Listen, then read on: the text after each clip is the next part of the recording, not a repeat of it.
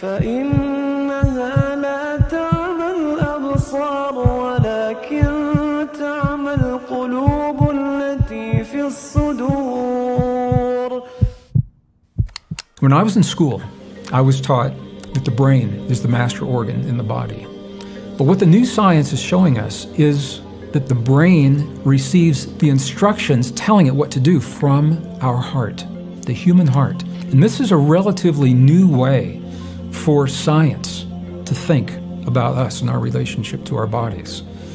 But what we now know is that the quality of emotions that we create within our heart determine the signal that we send to the brain to release the chemistry into our bodies. Every moment of every day, there's a conversation that is happening between our heart and our brain. It's the inner environment, thoughts, feelings, emotions, and beliefs we know can be either healing or toxic. I thought that was just so profound. That's beautiful, man. And deep now. You've been a student of the Quran, the verbatim words of the Creator, God Almighty Allah, for a long time now. And there's so much that is talked about the heart.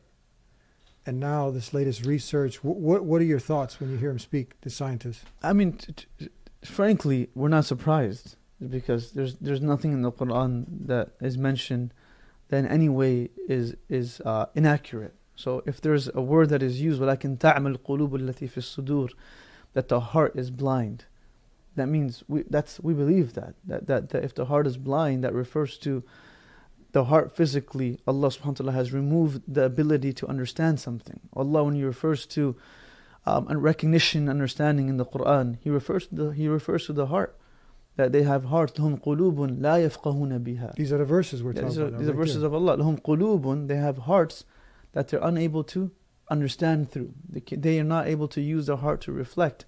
Because reality is, we understand that even at the basic level, I mean, we're no scientists, that the heart is actually where a person feels infatuation, love, any form of jealousy, hatred, arrogance. And that's what sends the signals to the brain from what they're speaking about. This is profound. Because everyone used to think, if you can convince a person intellectually, you got them. But the reality is, if you can win their heart. Hence the Prophet of Allah ﷺ was not sent to conquer lands, neither brains. He was sent to conquer hearts. Because once you can conquer someone's heart, you have everything of them. So, but to be consistent with how we understand the Quran is, there's nothing in it that surprises us, because there's no inaccuracies in it. لَيْسَ فِيهَا عِوَجٍ. There's nothing in it which is inconsistent. How Allah starts off Surah Al-Kahf, where He speaks about وَلَمْ يَجْعَلْ لَهُ عِوَجًا. There's nothing in it that is inaccurate, inconsistent. But it's interesting to know that the non-Muslim community is being able to recognize this.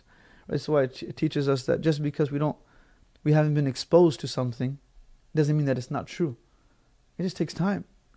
Science is catching up. The world is catching up to the Quran. This is 1440 years ago, where the heart became the core for us in our spirituality, in our religion.